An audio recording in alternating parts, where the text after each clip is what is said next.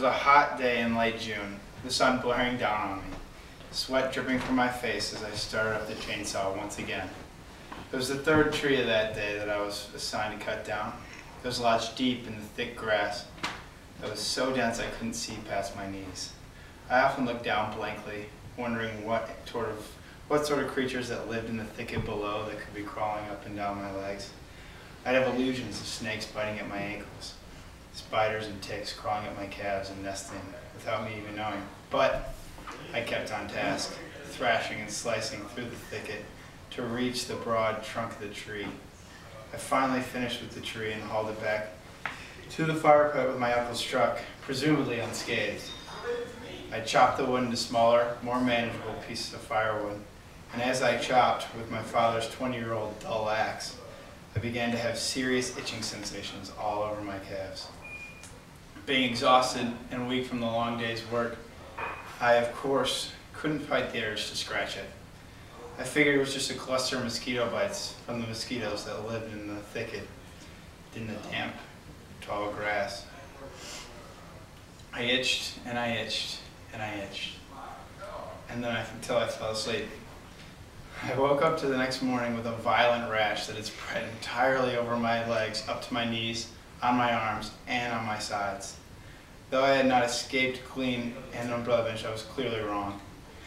However, it was not the creatures that I had imagined to my illusions that gave me this horrendous rash. It was a more discreet monster. It doesn't move, doesn't make a noise, but is extremely unforgiving. This silent monster was poison ivy. As my doctor was telling me about the rash, he told me that it was actually an allergic reaction, the most common in the United States, affecting more than half of the population. He also told me that two other similar plants that gave the same irritations, poison oak and poison sumac. Then told me that because of all my itching immediately after I was exposed, the infected areas touching other parts of my body had spread the rash all over my body. Since that visit to the doctor, I have done a lot of research in discovering new information on the three poison rash plants. Now I'd like to inform you today about the characteristic, symptoms, and treatment of the three poison rash plants: poison ivy, poison oak, and poison sumac, so you don't suffer the same fate I did. All three of these poison rash plants have completely different characteristics. The first and least common of the three is poison sumac. According to Professor William Cook of Duke University, poison sumac is usually found in standing water or peat bogs in the northeast and midwest of the United States. It grows as a large bush and it grows with paired leaves with one leaflet on the end. The leaves are often spotted with a blotchy black color that looks like enamel from paint. The second and probably most commonly found of the three poison rash plants would be poison ivy. Poison ivy is more widely found across America, according to the American Academy of Dermatologists. They say it is usually found as a vine in eastern, midwest, and southern parts of North America, and as a bush in northern and western United States, and around the Great Lakes. You can usually tell poison ivy by its unique leaves.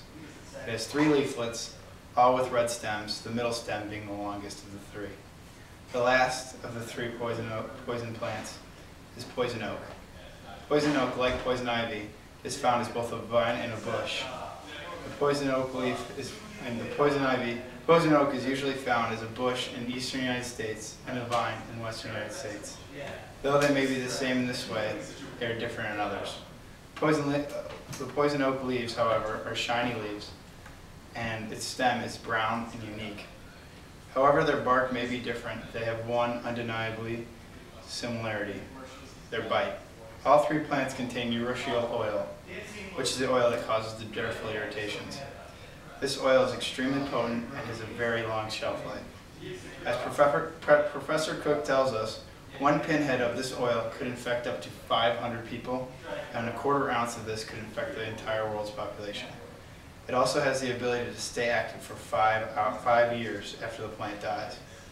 Since all three plants have the same cause for their irritation, they have the same symptoms. As WebMD tells us, the rashes vary in severity because it is an allergic reaction, which depending on how allergic the person is how bad they get their rash. Usually it takes 8 to 48 hours to appear unless it's your first encounter with the poison, which it can take more than a week to see the effects.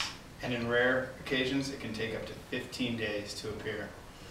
The usual symptoms are itchy skin where the plant had touched you, red streaks or redness where the plant had brushed against your skin, small bumps or larger raised areas, also known as hives, blisters filled with fluid that may leak out, and however, sometimes in extreme cases it causes swelling to the face, mouth, neck, throat, and eyelids. It can cause a person's eyes to be forced shut and throat to be closed. They could also have widespread large blisters that ooze pus. To treat the infection, Google Health tells us that the first contact, you must wash the area where you came in contact with the disease thoroughly with water to avoid skin irritations. Since I clearly did not wash myself off thoroughly enough, I had to treat the actual rash. To treat the actual rash, however, depends on the severity of the case. In less severe cases, you buy an over-the-counter anti-itch topical lotion. Usually, in most cases, you buy Caladryl, which is a type of calamine lotion. This is an anti-itch lotion used to relieve itching, as well as dry out oozing from the rash that poison ivy, oak, and sumac give you. In my case, however, the rash had developed too far and too wide for me to be able to control it. I went to the doctor who prescribed me prednisone, which is a corticosteroid drug used to treat certain inflammatory diseases such as poison ivy, oak, and sumac. After a week of the drug, the rash cleared and left me with a scar up the left side of my leg. Just as anything else in nature, there are many common myths to the 3 poison rash plants. According to the Poison Ivy, Oak, and Sumac Information Center, poison ivy, unlike the common belief, is actually not a contagious rash and does not spread with contact to the rash and the other infected parts of the body. However, it only spreads from the urushiol oil that is found on the plant. Another myth of the plant, the comment says, is the warning that people say, leaves of 3, let it be. This isn't entirely true because poison sumac has 7 to 13 leaves, unlike poison ivy and poison oak. And probably the most ridiculous of all the poison rash myths is the myth that states that you can contract the rash without coming in direct contact with the plant. There must be a direct contact with the oils on the plant to contract the rash at all times.